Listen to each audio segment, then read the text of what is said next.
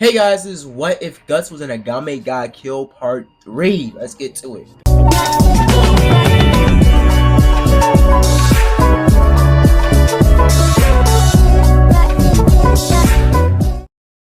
Now, disclaimer, I have been gone for around 12 days, and I'm sorry. I swear to God, I wouldn't be dipping out on you guys for another, couple weeks, but sorry. I've been on that Koi Kenshin. But, I've just been going through everything and just rearranging on my YouTube schedule, so I'm going to be giving you guys higher quality videos, better editing, and a lot more editing, no matter of fact. And I'm going to be giving you guys a lot more salt through and really thought out what ifs. Starting with this. What if Guts was an Agame Got Killed Part 3? Let's dive right into this fanfiction and enough yapping. Let's get into it. So, we continue our story off where we last left off with, Guts finding out that, let's just say a certain white-haired fellow was lurking around in this new world. So, enough of that. We get hit with a little bit of a cliffhanger from last time, as Guts and the rest of the group are back at headquarters. After they realize what happened and how he went off borders or off the docks, he's heading somewhere near the capital or somewhere near the capital main building. They're thinking about, overthrowing that area. Mainly Guts is.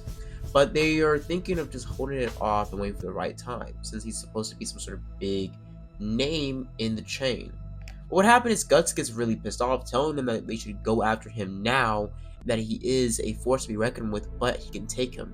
Guts is pretty much living and basically talking off of pure rage and instinct right now. He isn't caring about the statistics or the logical side or aspects of him going toe-to-toe with this dude without any preparation. He doesn't know if Griffin's gotten stronger, better, or attained some sort of imperial arms on this planet or in this universe. So what happened is Guts gets calmed down by Tatsume telling him that we just need to think about it logically. Now, it's safe to say that you know this person, but is he something you should go up against now?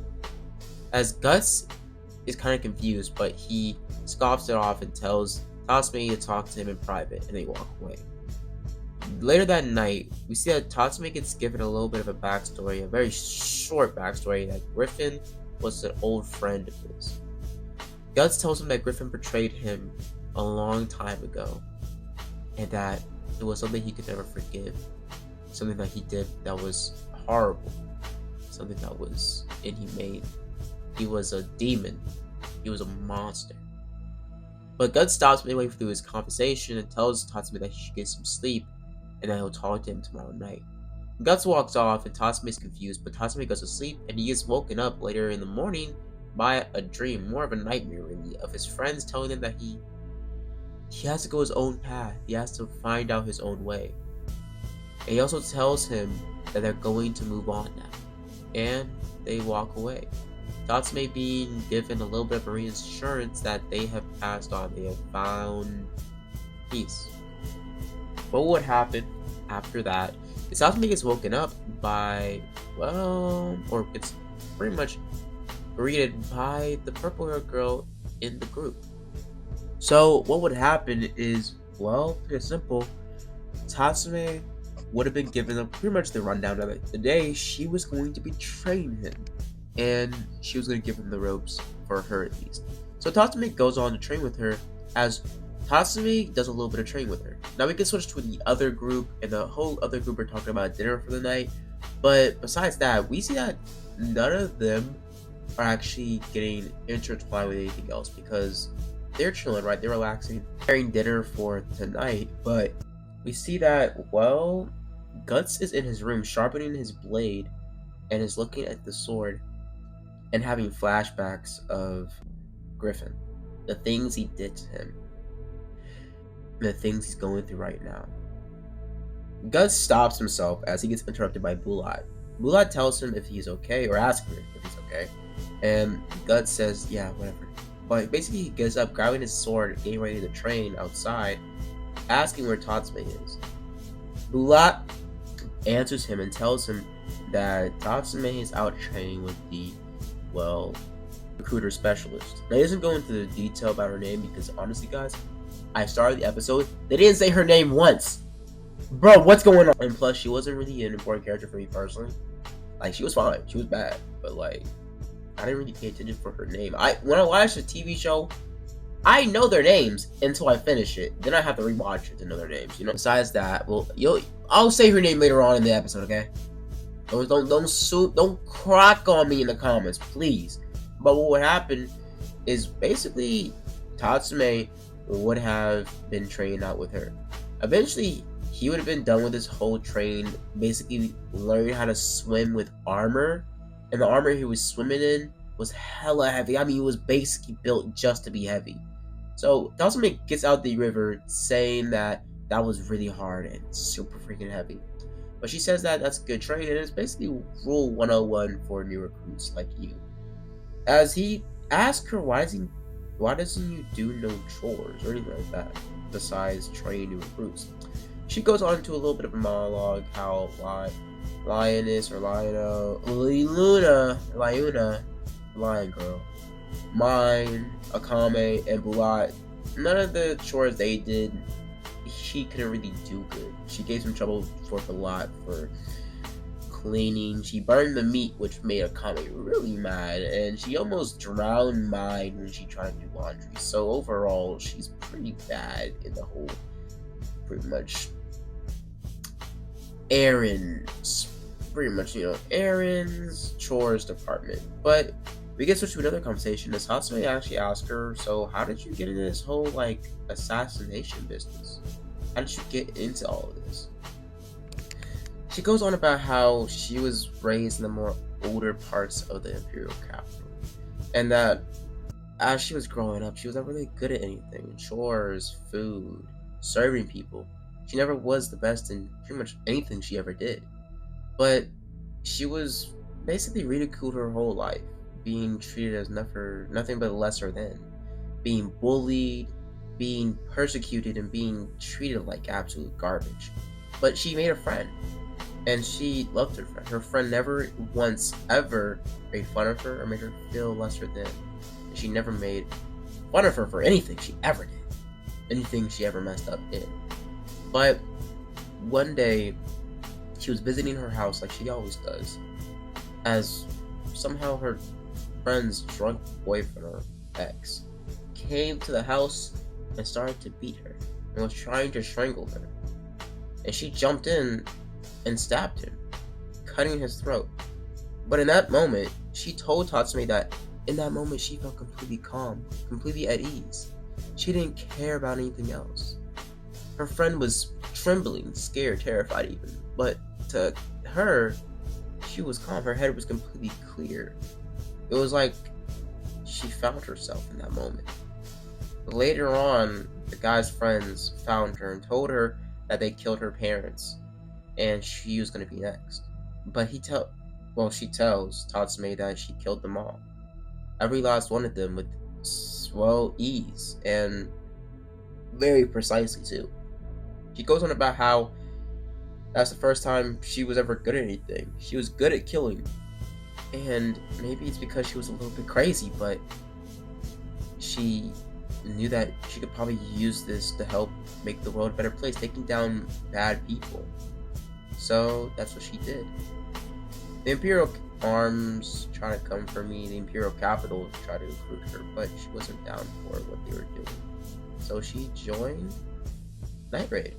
So what happened is Tatsume would be kind of confused, but would also basically say to himself that, well, everybody has a tough past. Everyone, every single person here really does. Tatsume looks at her and asks, so, are you okay? Like, I know no one really is okay if they're killing people, but like, are you crazy? Like, as Tatsume kind of gets off bases, but she basically just chuckles, saying, no, silly. But they go on with their conversation. But Tatsume also asks her, if you think I'm gonna be okay doing this, you think I'm gonna make it? She says, you'll be fine. You're a great cook. Tatsume can kind of mad say that's not what I meant. But he gets interrupted by Bulat telling him that you're great, as he starts to just straight up flex, glistening his tight body. What? No, I'm playing. but what would happen is Tatsume basically gets told or brought into like a team meeting, as what would happen is, well, the boss congratulates Guts for his recovery, and Guts smiles and chuckles, saying, "Yeah, thanks." As Guts looks over at Tatsume, nodding at Tatsume, and Tatsume walks over to her, and she says, "We acquired, well, the opponent that Guts took out, and that you were able to help a little bit with, and we acquired his Imperial Arms, and we want you to try it." As Tatsume is kind of excited, saying, "Let's go, like, I'm pumped for this." Tatsume grabs the eye thing, and basically Tatsume goes to himself and says to his mind that this thing doesn't look as cool or as flashy as everybody else's Imperial Arms, but the powers it has are really cool. Tatsume grabs it and puts it on, and he gets ready to try to use it. And Tatsume uses his foresight before joking around a little bit with Akame. But he uses his foresight and sees through the girl's clothes, or sees a little bit of he just sees their undergarments. And Tatsume gets real excited, saying, "Bro, whoever invented Imperial Arms was a genius!" As basically, instead of it rejecting him, instead of it pushing him away, accept him. With Guts training prior to this, and also with Tatsume's relentless training with Guts, it allowed him to be at peak physical shape. Well, almost there. About like a month or two, maybe 2 more weeks, 5, 6 more weeks of training. Tatsume would have been at near peak physical strength for someone his age. But it would actually give Tatsume the edge he needed. It would give Tatsume the ability and the psyche, or pretty much, I guess, is push to be able to be compatible with this Imperial Arms for Almighty 5 sight or Almighty 4 sight. So it would allow Tatsume to have this Imperial Arms and be able to use it. Tatsume would have said they worked perfectly and that it wouldn't reject him this time. Tatsume would be looking through the girls' their clothes, but not like seeing through them, like he would just be able to see their underwear. But for simple, Tatsume would be able to use eventually all the powers of the Almighty 5 sight. Now it would allow him. I'm gonna go over a brief summary because I just want to I just went on fandom. I just went on Wikipedia to find out his powers. So this pretty much Imperial Arms allows him to see the future, or not see the future, but see kind of the slightest muscle movements of his opponent. He can see their movements before they make it. Basically seeing kind of a foresight before they make their movement. On top of that, he can also see a person's, or he also hear a person's thoughts, so he can know if a person's about to make the next move or not. He also has the ability, or it also has the ability to see through objects. Also has the ability to see farther than humanly possible, being able to see specific things from very far away, basically giving perfect vision. And also has the ability to, illusion sight. He can cast an illusion in front of a person temporarily, basically making them, disorientated. Basically making them see something that's not there. Just like how he was able to make Tatsume see his childhood friend that died days before, weeks before, and make him and lure him into open court about to kill him before Guts jumped in. So basically, yeah. So Tatsume would be able to use his Imperial Arms, and that will change the story, the course of the story, very much. Now, pretty much Guts would have pulled Tatsume aside before everybody would have been kind of, excited by this, seeing that this was a new chance for them to get the push they needed, because if Tatsume had his Imperial Arms and was able to master it, he would be unstoppable.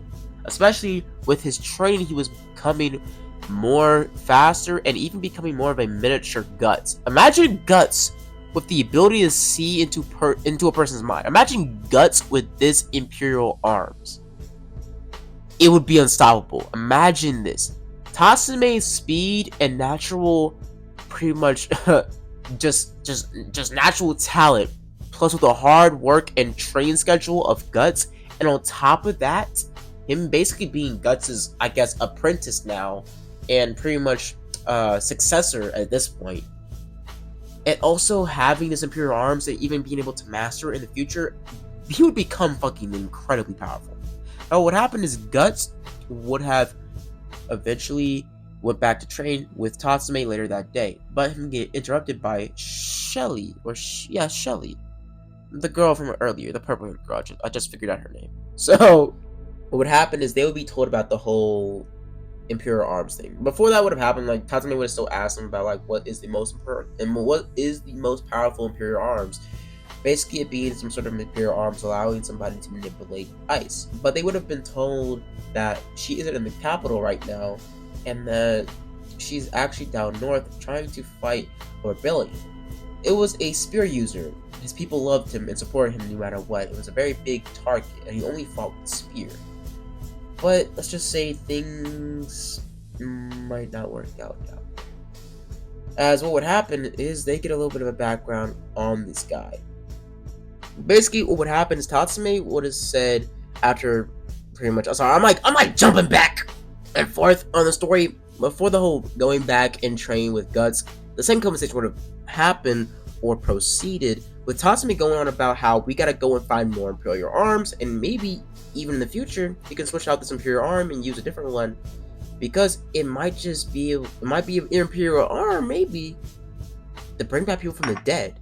As Tatsumi would have been still on the whole thing about him trying to bring back his friends, and Tatsume wanted to do that so badly because he couldn't let go. He was still grieving for his friends. He was still in that stage. Tatsume isn't all sunshine and rainbows, because I'm gonna really go on emphasis on how broken Tatsume is. He's grown up with his friends for years, and now they're just gone. But what happened is Tatsume would have smiled after saying that what's wrong, and the whole room, the whole atmosphere would have happened and would have died. It's Gus being confused as well, saying that it was the Imperial arms that was able to bring him back from the dead. He would definitely use it. As Guts is confused on why the whole situation, the whole room is dead silent right now. So basically, what would happen is the whole entire group would have actually crushed this man's spirit, saying that it's no power out there. Basically, Blue Eye saying, "Oh, honey, there's only one shot of this. We only get one shot at life, and you can't take it back." Basically, Tatsume is confused, saying, What do you mean? And he reads into people's thoughts around him, and he sees that Bulat is telling the truth. That is no Imperial arm that has that power. And if it was, the Grand Imperial Arms, the first kingdom, the person that made the Imperial Arms to begin with, would have been alive to this day if it was a Imperial Arms to bring back people from the dead. So Tatsume's kind of discouraged, but he goes on saying that no, you don't. Maybe there's one out there. You don't know every single Imperial arm that was made. None of you do. Tatsume getting kind of pissed off and walks away, as Guts tries to console him and walk after him. Kind of runs after him a little bit, but Guts goes after Tatsume, but he gets stopped by Shelly. Shelly tells him that she wants to talk to him, and that he should go back to his room. Maybe she could talk to him, calm him down. As he says, okay, just try to be back inside. As he walks away, as Shelly tries to console Tatsume, as their conversation goes somewhat the same, but Tatsume has his Imperial arms in his hand, the whole five sight, the almighty 5 sight in his hand, as he just has it in his pocket. It's in his pocket and just thinks about his friends and about how maybe there is one out there, an Imperial arm that can maybe bring back his friends. Shelly tries to console him, saying that I'm sorry, Tatsume, but we only have one shot at life. Tatsume talks to her, and he tries to tell her that my whole life I've grown up with these people. I've grown up with them, my friends. I've known them for so long. They were my friends, and I couldn't help them. God, I wish I came to the capital earlier. I could have saved them. Could have done something. Shelly would have tried to console him, saying you couldn't do anything. Tatsume, it happened, and I'm sorry it happened. I'm sorry that... Tatsume goes on about how, I don't care. My heart got shattered. I thought maybe with being able to see into people's heads, being able to see for them a future, or a person's movements before they even make it, being able to kill a person instantly with a slash, being able to freaking shoot energy blast out of a piece of metal, being able to turn and summon a piece of armor out of thin air. being able to manipulate ice, an element. It all comes to me as folklore, as a story. And all those things are possible, but not bringing back someone from the dead? I know it's a big leap, but I've seen things that I will only explain as impossible things. I really thought, when I heard about the Impure Arms, that maybe my friends could be brought back. Maybe I could bring them back. But I guess not. That's Tatsume. Shelly hugs Tatsume and tells him that it's okay and that I won't tell anybody. But I always thought maybe there was one. Maybe I could bring back my parents. Maybe I could bring back people that I learned later on that weren't so bad. But decisions and actions and things happen, Tatsume. And death is a natural thing. It just happens. Tatsume and Shelly look at each other as the environment kind of changes a little bit.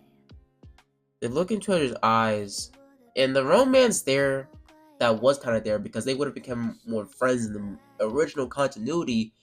But in this continuity, Tatsume and Shelby, they would have kissed, and a little bit of a romance would have became between them. Now I know the main ship with Tatsume is either Death or mine, but for plot reasons, I'm gonna be putting these guys together just this one time. As Tatsume and Shiwi share a passionate kiss that night, and they look at each other. They kind of stop as Tatsume tells her, "Thank you for talking to me, and thank you for being here." As he holds her hand, and she, tightens her grip. And we end off the night there. Before that night would have ended, Tatsume would have cried his sorrows, his pain away before he got kissed, basically. That would have happened. And their relationship would have happened, their feelings towards each other would have been a lot higher than original. But what would happen is you get switched to the next day after Lazone and Tatsume would have gone to her old neighborhood in the capital, and they getting shooed away by some sort of people that I guess Lazone owes money to, and they're cooked, so they start running away. But we get switched to the main story at hand, with the capital talking about basically the troops and how two generals defected to the enemy's troops, and that they are kind of losing at this point. But basically, the uncle of the king, basically the real one that's really calling the shots, that's kind of somewhat underlying manipulating his nephew, he goes into detail about how he's about to just bring in General Esdeath, because this shit's getting too out of hand. This stuff is getting too out of pocket. He needs to bring her back and restart all of this. So he needs to bring her back now, more than ever. As basically the head council basically asks, what do you mean? Like, she's still handling the truth down in the north. But he basically goes on to say, no, she's not. She finished already. They go into detail and basically they start talking about her accomplishments, but the uncle basically goes on and says, I don't care that she slaughtered about 4,100 men. I don't care about her doing that. That's exactly what I'm looking for. I want her to kill and murder as many of the Night Raid as she can possibly get her hands on. Give her a team and give her whoever she needs. I want them dead. As we finish off there with the capital, but we get switched back to Tatsume and Lazone's story. Now, what's going on between them is kind of happening. But before we jump into their story, we jump into the main character of this What If, Guts. Guts is back at the headquarters as he's training in the middle of the forest and swinging his sword around as he's getting faster and swifter and kind of this more natural air of this world. this air filled with magic is making Guts even, like, let's just say 2%, 5% faster than his normal speed and agility. Guts is feeling the change in his body, making himself feel faster, but he has those flashbacks of Griffin and their fight and their battle. Tatsume, not Tatsume, but pretty much Guts gets overwhelmed and he stops in his tracks with one slash before he basically cuts, well, Bulo's throat out. Balat tells him that something's been troubling you, hasn't it? Guts stops in his tracks and basically shoves the sword into the ground, saying that it is. That white man we found at the docks, we just let him go. I know that man. He's from my past. He did things to me, did things to a person I love. He took everything from me. We were friends, too. We were family.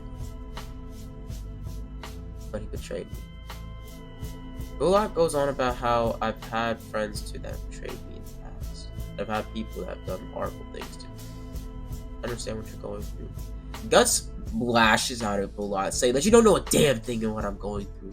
You don't know what that man did to me. You don't know what that thing did to the person I love. You don't know what that thing did to the world I'm from. You don't know what he's done. Bullock's saying the world you're from. Guts stops Bullock by asking more questions and tells him to shut up. Now, I want to go after him myself, and you're helping. We get switched away from their whole conversation back to Tatsume's. Tatsume looks back and tries to talk to Leone, and gets hit with the realization that she did. Like, she's nowhere near him. He doesn't know where she is. Meaning that he's freaking lost. He doesn't know where he is. He hasn't lived in the capital. This isn't in his neighborhood. So Tatsume is kind of just freaking out right now. But he looks over and we see a girl in a Imperial Arms Guard uniform walks up to him and says, "Hey, are you in need of any help?" As she seems to be very helpful, very charismatic and nice. A very bubbly character. Serio. That's her name, Serio. Serio talks to him and basically says that, "Do you need any help?" And also, before that happened, when that conversation even comes up, he also asks, "What is that dog next to her, or that thing next to her?" She says, "Oh, this is my Imperial Arms, Kuro." As she says, "Well, it's Kuro, my Imperial Arms. Don't worry, he only bites bad guys." As Tatsume kind of just looks at him saying, but he also thinks to himself in his mind that this is the Imperial Arms he saw in the book earlier. This book still gets shown to him even after he's pretty much just compatible with the 5-sight, as he has the 5-sight in his back pocket, and kind of his must or his natural pheromones have already gotten on top of it. It's been on his head and sweating on his forehead for a while now, since he's been training with it for a few hours of a day now. Tatsuo doesn't have it on his forehead now because people know that Imperial Arms is kind of seen around here in the capital, and if he ever put it on, they would instantly know that he was a part of Night Raid, or he at least was able to get his hands on the Imperial Arms. So even if he has long hair, he still would have to have it exposed, even if he had hair over. But Tatsuo just has it in his back pocket right now. But he actually gets told or been asked by Suda or Sukida or whatever her name is, the Imperial Arms girl. But Sunu basically takes Tatsume and takes him to his destination. Tatsume also gets a little bit of background on basically, well, how she got her Imperial Arms, and that her Imperial Arms is actually kind of for her. It was basically tested on all the high-grade officers in the Imperial Arms, but she didn't really connect with them, basically murdering most of them. As well, Kuro, the Imperial Arms, only matched with her because they had to have a somewhat of a high infinity for it to be matchable. Now, with Tatsume's innate training, he could become, or possibly become, compatible with Kuro in the future if he was able to get his hands on him. But that's besides the point. We see that Tatsume gets shown back to his area where he's supposed to be at, as basically she says, Have a good night, and also tell me if you see anything evil."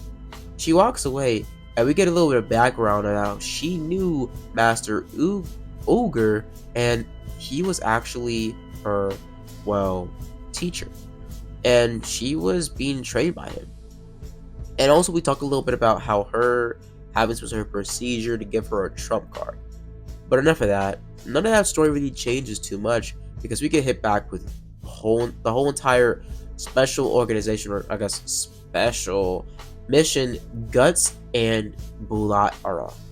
Bulat and Guts go into a little bit of an information load as they go boat to boat, dock to dock around the capital and outside of the capital, eventually finding the way near the docks of the capital, staying far away as Bulat is in a type of disguise, and Guts hasn't been registered to be a part of the night raid at all. He's still just a random big bulky dude in the pretty much capital. He gets some looks from certain women as women kind of like him, you know. He's a big buff dude with black hair, bro. Who doesn't like a little bit of a Guts? You know what I'm saying? But basically what happened is Guts looks over and he tries to interrogate one of the dock workers there, or ask basically information about what's going on and about has he seen a long-haired white man. He says he did see one a few weeks ago. Weeks prior, he was seen here smuggling some sort of caged animal through the Imperial capital, and he was also being escorted by a general. So I would safe to say, young man, that he's a very powerful man. Guts gets confused, saying, thanks for the information.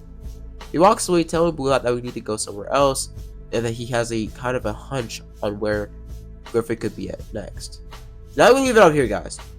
So if you guys enjoyed the video, hope you guys like and subscribe, and as always, guys, have a blessed day. I know we didn't get too much Guts information or too much Guts lore in this What If, but part 4 will be a lot, let's just say, more focused on Guts in general, and it probably won't have anything to do with episode 6 at all, because we're on episode, we're on episode like we're episode 5 right now, so episode 6 won't be touched until like part 5.